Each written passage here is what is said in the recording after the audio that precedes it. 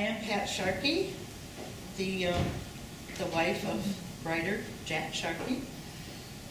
I'm Carol Fortenberry, nee Sharkey, and I am the daughter of Jack Sharkey.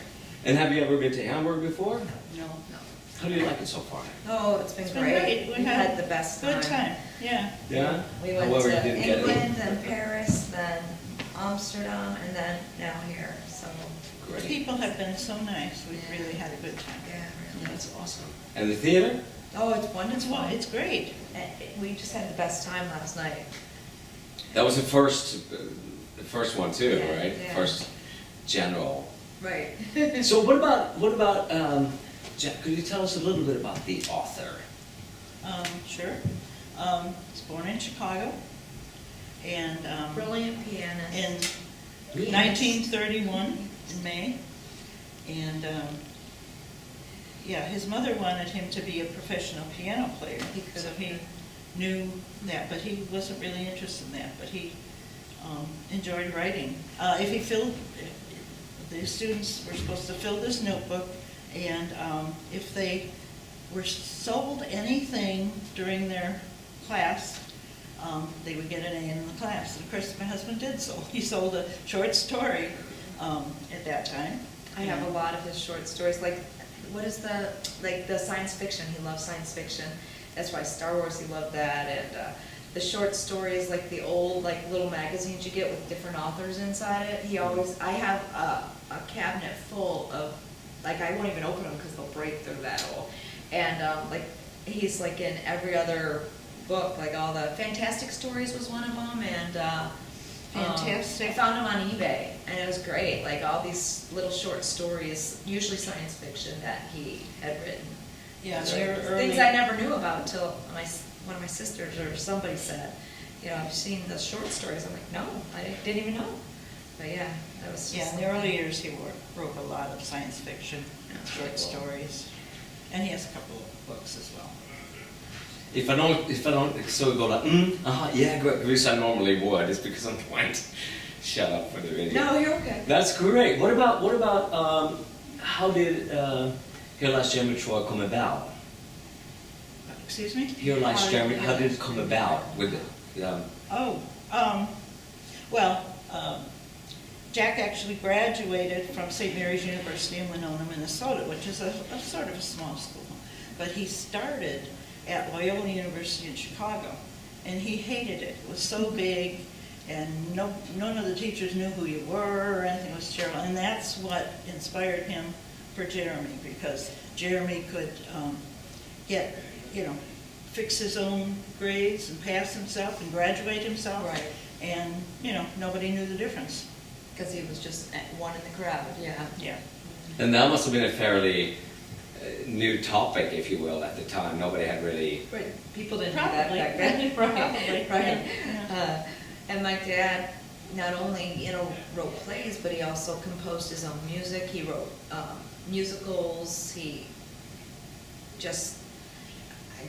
I could listen to him play. He was a terrible singer, though. He would have to make a cassette tape, like to send them, to give them like the music for the different musicals, and he'd be singing it so bad. Yeah, he had a terrible did not have a voice. good voice, although he had perfect pitch. Yeah, which is, yeah, that's true. I don't know, it's strange, but It's weird, but yeah, terrible voice. But he was brilliant. All his composing he is unbelievable. And if always. he decided that the cover of the play book would need some artist work, he could do that too. He was Oh, yeah. very good, very artistic. He would sketch the scenes, the sets. He would sketch. He would write little comics. Didn't he send some comics in to somewhere? Oh, I think he did, yeah. Yeah, I don't know, yeah. I don't remember that. That was- So always enough to sit and see the play today or last night. How did that feel? It was great. Just seeing, because when we first sat down, I noticed a lot of people around us, like some younger students, maybe students age, like college kids age. And I always think, how are they going to take, it's kind of a little older, more older fashioned. But they were like laughing hysterically. They got like every joke, every everything, and it just warms my heart knowing that they felt what, you know, my dad felt and wanted them to feel. It was great. Wonderful. Yeah, it was. So about the play, when it came, how important was the play for his career? It was his first first published Samuel. play. I mean, he had written other plays, but it was his first published one by Samuel French. And ever since that, he was under contract, and they had the first refusal of any of his other plays that he would write. And of course, he wrote 82 of them. Yes, a ton of them. Some written with other people. He wrote some with Jim Kelly and some with Dave Reiser. And his 5 surnames. Or not surnames. He writes under 5 different, was it 4 or 5 different names? Anyway, and that was Samuel French's, suggestion. And because usually a theater group will only have one play by the same author in a season. So this way, So he this was able way, to get Samuel more French rights. thought that maybe, theater groups could have more than one of his plays during a season. That was clever. Plus they didn't want him popping out like so many at a time under the same name, because people would think he's just being sloppy and hurrying through it, which was not the case at all, not ever. Yeah, he So was he's very meticulous. very prolific. So what about the characters in Here Lies German Troy? Would one of them be you? Or based on? No, I don't No, think I so. do not think so, No. yeah. But, I don't know how he based the characters, but, yeah. Definitely. I mean, some of his plays, I don't know if any of them were me, but I mean, he did,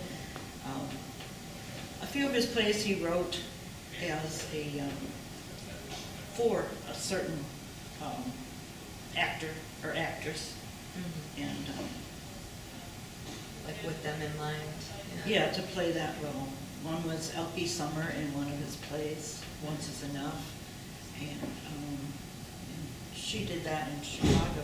Actually, it opened the night before we left to go to California, and, but he went and saw it, but I was home trying to pack and everything, but, yeah. So, but it was. So is it anything in particular about the show last night that sort of stays with you, that you think, wow, that was... Well, the actors were great, like, you're never sure, especially when you haven't seen, like, people acting certain things, but they were great, and just, like, Jeremy's facial expressions, and just, you knew what he was thinking when he wasn't saying anything, just with the eyes, and just his persona, like, he portrayed what he was supposed to portray. It was great. I mean, he was really good. All of them, they were all really They were good. great, yeah, they really were. They did it, just. I can't even think of Like, anything. I mean, I that have seen sticks this out. play probably A lot. 25 times, maybe more. And, No. they were right up there with any of them. Yeah, they were good. I hadn't seen it in years, so I didn't even remember the premise or anything. I mean, I have all the plays, so I could have looked it up, but I didn't. Because it's fun to get surprised again, And then as I'm watching that, I'm remembering little bits and pieces. But yeah, no, it was wonderful. They did a great job. So what do you think, what is it about a farce? That the key, what is it that's so fun about that we loved? Why do we love farces so much? My dad always loved any TV shows like that, like Mel Brooks, what's the Frankenstein, Young Frankenstein. Oh, yeah. Anything, where people get caught up in something and in trouble, basically, or, trying to work their way out of. My dad had like a puzzle mind, did crossword puzzles all the time, always thinking. And so Yeah. I think he liked to get people out of a situation. Three's Company, he loved that show because they were always, something happened and, always had to find their way out. And he loved that kind of thing, just loved it. Wouldn't you say? Oh, yeah. Yeah. And also to be able to build this long you know, hanging in the air, the misunderstanding that just goes on and on and develops. Right, and- right. Oh, yeah, that, yeah, he wrote a lot of that kind of thing. Was that more, what he wrote the most, like that, in that genre of farce? Or did the science I would say fiction come in? probably, yeah. to the I would same say place? that was his favorite way to write, yeah, Yeah. definitely. I Humor, remember he one loved it. time he sat down, he's like, oh, I think I'm going to write a serious murder mystery. Yeah. Because he had a few, you know, The murder one? the murder one, yeah, that's what I was trying to think of. But anyway, yeah, but he sat down, he was gonna write a serious murder mystery. Well, I guess he got to page 2 and he said, I can't do it. Can't do the You could do the serious murder one. mystery part, but not a serious murder mystery, so. Yeah, it has, you know, yeah. Well, it's so great to have you guys here. It's Yeah, really, it it's was really a just thrill. there. Is there anything now, if you had the chance to, if there's somebody sitting out there looking at this and that you would like to tell them about this production or why they should come and see it? Well, I Just would pure say it's enjoyment. Jack always wanted to write so that people that did his plays and those that watched it could sit back and relax, have a good time for a couple hours, and forget about their own troubles. That was That was his his main mission, purpose yeah. for all of his writing. Yeah. Excellent. And, yeah. Anything I forgot to ask you about that you would like to say? Gee, I don't know. He was an editor for Allstate magazine, which you probably don't know. But And it's- Playboy. Well, he did work at Playboy for about a year. For the articles, no, I'm just kidding. It really was, it really was. He was the joke editor Uh-huh. at Playboy magazine Yeah. for about a year. But, yeah, anyway, but, yeah, he was just so amazingly, Brilliant. well, brilliant, yes, I mean, ingenious as far as his mind. It was just. If you could see him, Well, or hear him play the piano, it's just something. Like you would think he was like a concert pianist, because he would just blow your mind. He could play anything. Sit and play for hours and hours. Yeah. So are there any recordings or any? No. No, I don't think so. Did I get any on that? Remember when I rented the video camera when Robert was little? He was like 5. And I recorded him, but I don't think he played during that. Everyone was mad at me, get that thing out of our face. It was like Christmas, and I rented a video camera, one of the big giant ones back then. Way back I mean, that was an 85, no, maybe he was only like 2, maybe 80. Yeah, he was 2, because that's when they did the calendar thing. So it was like 83, and they hated that camera in the face all the time, but I got like a whole day's worth of film. I could always look through it. I actually want to have it put on video or DVD, you know, so I can actually put it and use it. I don't have a VHS player, so. But I suppose there could be some if he played on there. He was a show-off. Yeah. Not, like, you asked him to play, he would play anytime. So I guess maybe that's not a show-off, but he would gladly play all the time. Yeah, he enjoyed it. Yeah. So, Well, it's so great to have you guys here, as I said before. sure.